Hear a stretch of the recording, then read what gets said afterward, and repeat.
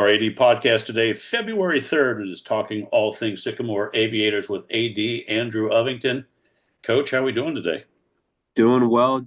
How are you doing? Good. The groundhog saw their shadow, but I saw a thing that Graders put out their cherry chocolate chip, and it didn't see a shadow. So I think I'll go with Graders and hopefully an early spring. I think anything Graders is now being overshadowed by the Skyline chili ice cream, which is Have you had it yet? I have not. I have not. My Have two you? buddies that have had it said it tasted like pumpkin pie with oyster crackers. So Okay, I don't know. interesting. Yeah, I feel like I got to try it at least once just to figure it out on my own. But Yes, it seems strange without a chip in it. I just I go for the chips. I love all those huge chocolate pieces, but it's my God, it's all over social media. So it's everywhere. yes, it is. So we'll do 2 more weeks of our winter podcast. We'll take a break, come back in April and May, and talk all things spring sports. But today, let's jump right in, talk aviator sports. We'll start with girls basketball, playing a little bit above 500 ball. I know they had their draw over the weekend, and they picked up number 13 Fairfield in the first round at Lakota East on February 19th. But before we get to that, we've got a couple games to wrap up the regular season this week at West, and then wrapping up Saturday against the Highlanders of Oak Hills on Saturday. So let's tell the fans a little bit about girls basketball, Andrew. Yeah, I mean they've been playing great recently. I think since they came back from Florida, they've won 10 of their last 12 games, and Great. one of those losses was a heartbreaker to Princeton. So they're just playing really well right now. They got their senior night this coming Saturday. And then play Fairfield in the tournament. And then we play Fairfield in that first game, and then hopefully the whole idea is you win one, you advance to the next one, and try to win another one, and keep on rolling. So it's obviously a group of young girls for the most part, and they've done a really good job of acclimating to the GMC and are performing really well.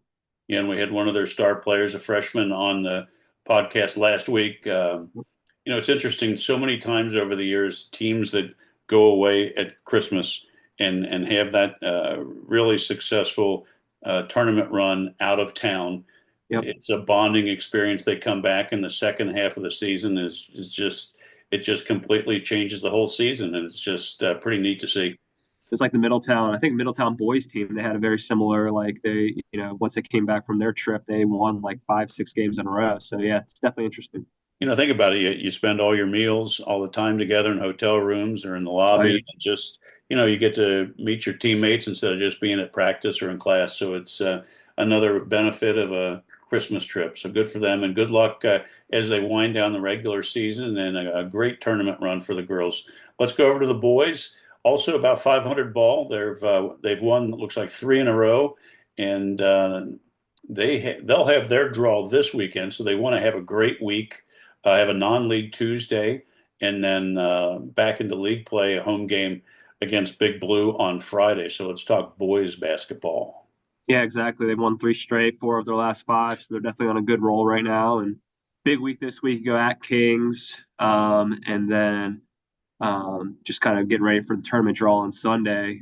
But looking forward to kind of that tourney run and similar ideas. You get in there and you win a game, and you just keep rolling. Just how things are set up now with the sectionals and districts. You're starting in a district semifinal, which is great. Right. And you win a game, and you're in a district final, which is where you want to be. Yeah, nice. It seems like everybody I've talked to about the new way of RPI and they're handling things for the second season. Everyone kind of knows where they're going to be, and it seems to be working pretty well. I know that when they first announced it, there was a lot of skepticism, but it seems to be working fine. Um, it is what it is, and it seems to be working. So good luck to the boys as they wind down their regular season and they have their draw this weekend. So good luck to both boys and girls basketball. Let's go to the mat. Let's talk wrestling. I know we've got GMC championships here in a couple weeks, and wrapping up, getting ready for the tournament run.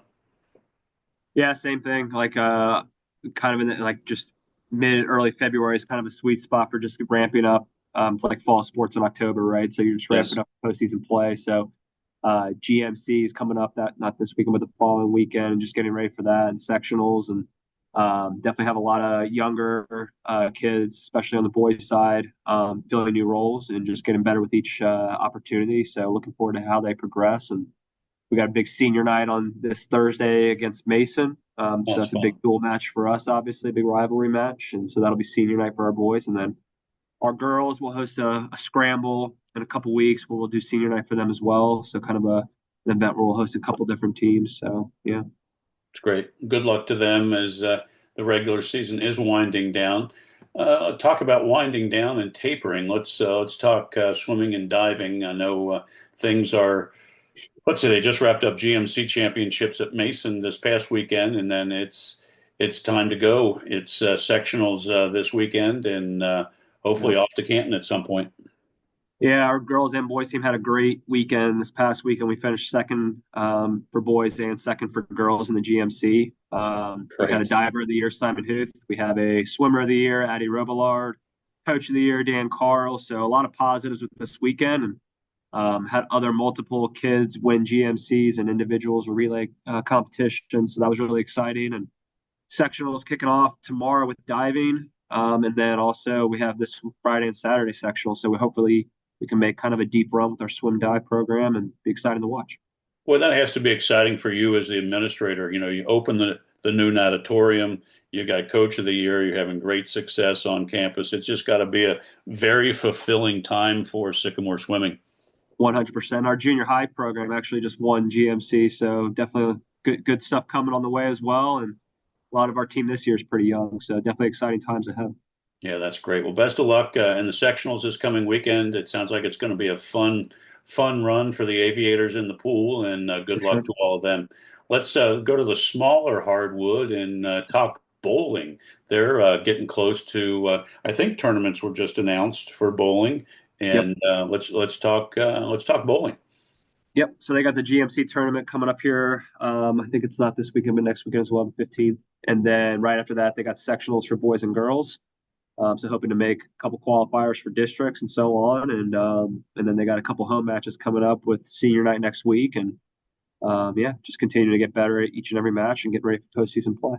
Well, if you have time once to attend the GMC championships, I highly encourage you to go because it's exciting.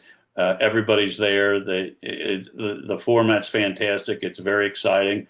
A lot of bowling going on, and if you have time, stop out and support the Aviators because it's a great day of high school bowling. And good luck to them as the regular season winds down and tournament time's ready. Let's transition over to indoor track. I know they've had a few meets here, and I know you wanted to mention just a little update on indoor track. Yeah, so recently they've gone to multiple different universities. So they travel all throughout the state for indoor tracks. So they've gone to Akron, they've gone to Wittenberg, they've traveled down to Louisville. This next weekend they're actually heading up to Ohio State. And so for a lot of our track athletes in these events, setting PRs as they prepare not only for indoor track, but then also obviously a lot of them doing spring track as well. And our coach Ray does just a great job, and Coach Shoma do a great job just leading that group. And they work hard, they have fun, but they enjoy competing and going to all those different venues. I think is really cool for our high school kids to be able to compete at colleges and stuff like that. It's a really cool aspect of indoor track. It seems like just in the last 2, 3, or 4 years that indoor track has really taken hold. The universities have embraced the high school uh, competition, and they're all hosting it now. And it's got to make the spring track and field season so much better because they've run through the winter, they've trained, and they can just keep rolling. 100%. Coach Ray does our indoor track and obviously does our spring track as well, and just does a tremendous job building that program. And it's why we've had so much success with our track program. So definitely a lot of Fantastic. benefits to it. Great. Good luck to them going up to Columbus this weekend at Ohio State. Let's go over to AQT, the academic team, having a having a great year. Hosting or no, traveling to Coleraine tonight, and then in a couple weeks they'll have the GMC championships. But it's always It's always a great season, especially in the GMC for AQT. Yeah, like obviously being my first year as athletic director, I've had the opportunity to go watch a couple of AQT matches. I've never watched them before. They're interesting. Whew. I enjoy being there because like there's all sorts of different questions like even just like spectators can get involved with and stuff like that. So it's been a cool experience. They're 8-4 this year, tied for third in the GMC, and I know they have a lot of fun. And Coach Helsinger in his first year is doing a great job with those kids, and looking forward to see how we do at GMCs. I know in talking to Chris Newton from Anderson last week about his AQT team, he said he knew seven of the questions, and that was a career high that he knew seven of the questions. So that was That's good. we had some good fun with that. So good luck to AQT as they travel to Coleraine this week. And then let's wrap up this week's show, Andrew, and talking about competitive cheer, making a fantastic trip. We had one of your competitive cheerleaders on the podcast last week. They're heading down to Orlando, and next week we can talk about how they did. Yeah, yeah. Keegan was on there last week, and you could obviously tell her excitement of going down there and doing that trip. And it's just there's so many positives to it. Obviously, it's great that we qualify for nationals, first time in school history, as far as I'm aware, that we qualify for nationals. And just to your point, just the team bonding, the culture building that you get when you go to a trip like that. Yes. It's it's something you'll remember forever. So I know those girls are really excited about leaving this week and going down there to compete. Well, I hope it's a wonderful trip for them. I'm sure the weather will be much nicer than it is here, and hope it's successful. And they come back, and we can talk about them next week Absolutely. on a successful trip for competitive cheer for the Aviators. Andrew, thanks for your time. Have a great week. Good luck to all the Aviators this week. We'll wrap up next week of our winter podcast, and hope you have a great week and all the best. Appreciate it, Rob. Same to you.